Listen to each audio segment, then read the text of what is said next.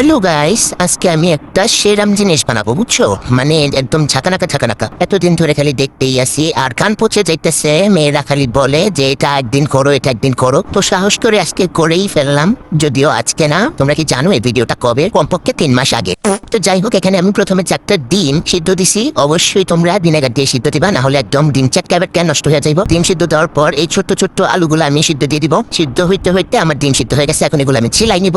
আর এই ছোট আলুগুলাও সিদ্ধ হয়ে গেছে। বাবারে বাবা, এই ছোট আলুগুলা চিলাইতে আমার এত সময় লাগছে, মানে কি আর বলবো। সব কাজ এরকম ফাস্ট ফরওয়ার্ড করে দেওয়া যেত, তাহলে যে জীবনটা কত সহজ হইতো আর কি বলবো। তো যাই হোক, এখানে ডিম আর ছোট ছোট সিদ্ধ আলুগুলো আমি করে নিছি। এখন হইতেছে সামান্য একটু লবণ হলুদ দিয়ে একটু তেল দিয়ে ভাইজা নিবো। আমার কড়াইটা দেখছো একদম সেই লেভেলের, মানে কিছু কালো, আবার কিছু আছে শ্যামলা, আবার কিছু আছে হলুদ, মানে জাস্ট অসাধারণ একটা কড়াই। তো এটাতে আমার রান্না করতে একদম সেরাম মজা লাগে। তো এটাতেই আমি রান্না করতেছি। আলুগুলো আমি একটু হালকা ফ্রাই করে নিচ্ছি, একদম লাল লাল করে নিয়ে বুঝছো। তারপর এখানে আমি সর্ষের তেল দিয়ে দিলাম। এরপর দিলাম হচ্ছে কয়েকটা তেজপাতা। তারপর পেঁয়াজ দিয়ে সামান্য একটু ভাইজা আমি এখানে আদা রসুন দিয়ে দিলাম পরিমাণ মতো। তারপর আদা রসুনটারে খুব ভালো মতো একদম ভাজা করে নিবো, যেন কাঁচা গন্ধটা চলে যায়। তারপর আমি একটা মশলা করে রাখছিলাম, আর এই মশলাটা হইতেছে আমার বিরিয়ানি মশলা। তোমরা যদি চাও যে আমার বিরিয়ানি মশলার রেসিপিটা আমি শেয়ার করি, তাহলে তোমরা অবশ্যই কমেন্ট করে বলবা। আমি একটা ভিডিওতে বিরিয়ানির মশলাটা আমি শেয়ার করবো তোমাদের সাথে। লবণ, তারপর একটু মরিচের গুঁড়া দিয়ে মশলাটা ভালোভাবে কষাই নিছি। আর তোমরা প্রথমেই দেখছো আমি সরিষার তেল দিছি। এটা কিন্তু সরিষার তেল দিয়ে রান্না করতে হবে, বুঝছো, না হলে কিন্তু হবেই না, মজাটা পাবাই না তোমরা। তো ফাঁক দিয়ে আমি হচ্ছে পোলার চালটা ধুয়ে নিচ্ছি। তো তোমরা বুঝতেই পারতেছো যে আজকে আমি ঝাঁকানাকা সেই জিনিসটা কি করবো,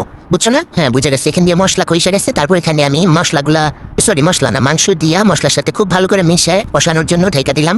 তো এখন হচ্ছে আমি মশলাটা খালি মশলা আসতেছে মুখটা।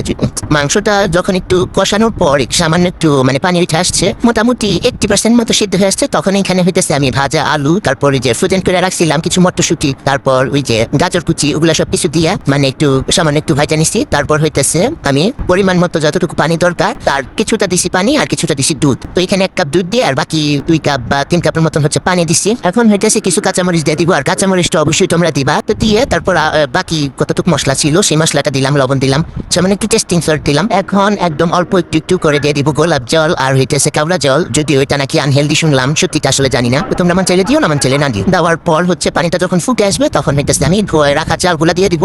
তো চালগুলা দিয়ে দিছি। এখন হইতেছে আর কিছুই না, বিরিয়ানি যেভাবে রান্না করে সবাই জানো, তো সেইভাবেই আমি বিরিয়ানিটা রান্না করে নিছি। বিরিয়ানিটা একদম পারফেক্ট ঝরঝরা হয়েছে, বুঝছো?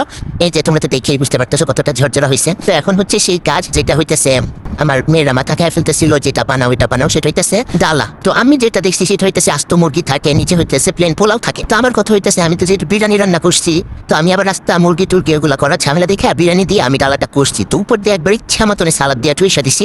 মানে উপরটা দেখলে মানুষে বলবো একটা হেলদি একটা জিনিস বানানোর চেষ্টা করতেছি, যদিও তা না।